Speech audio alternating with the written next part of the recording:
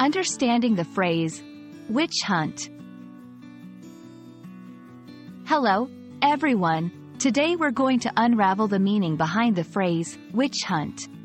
It's a term you might have heard in history classes, the news, or even in casual conversation. Let's dive into what it really means and how you can use it in English.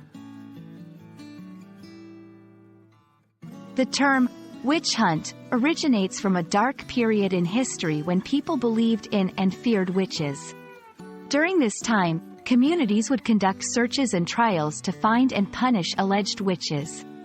This often led to false accusations and unfair trials.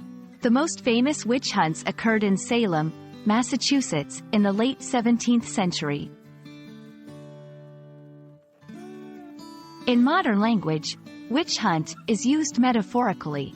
It describes a situation where there is a targeted search for and punishment of someone, often without proper evidence or due process.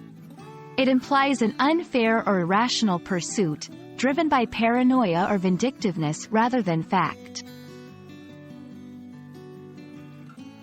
Let's look at some examples of how witch hunt can be used. In politics, a politician might claim they are the victim of a witch hunt if they feel they're being unfairly targeted by opponents. In the workplace, an employee might use the term to describe being singled out for blame or investigation without cause.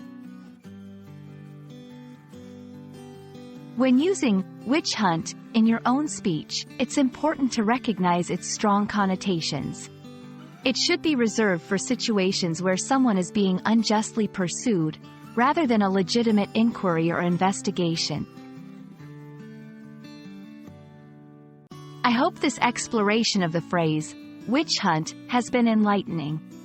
Remember, language is not just about words but the history and context they carry. Happy learning, and see you in the next video.